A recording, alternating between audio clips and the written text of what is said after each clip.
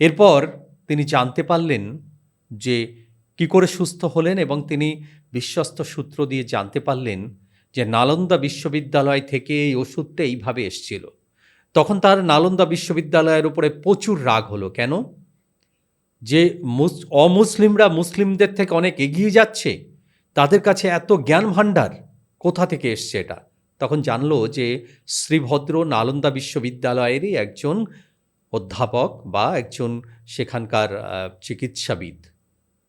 তিনি কি করলেন? তিনি নালন্দা বিশ্ববিদ্যালয় আক্রমণ করে বসলেন যে না, হিন্দুরা, অমুসলিমরা কখনো মুসলিমদের উপরে যেতে পারবে না, তাদের জ্ঞান ভাণ্ডার শেষ করে দাও। তখন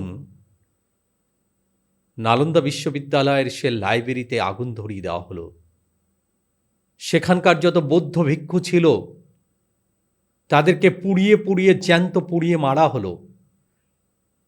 সেখানে যারা শিক্ষার্থী ছিল তাদেরকে জ্যান্ত পুড়িয়ে মারলেন এই বখতিয়ার খিলজি।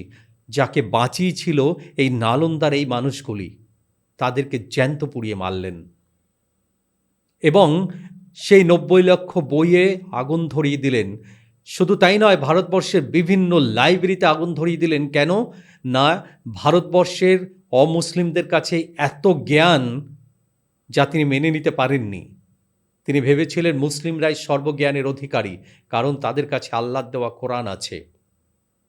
কিন্তু তাহলে বুঝতে পারছেন, এখানে দাঁড়িয়েও তারা যাকে সুস্থ করল, সেই লাইব্রেরিতে আগুন ধরিয়ে দিলেন এই বখতিয়ার খিলজি, একজন ইসলামিক শাসক ছিলেন। তাদেরই বংশধরই তো পাকিস্তান, তাদেরই বংশধরেরা বাংলাদেশে।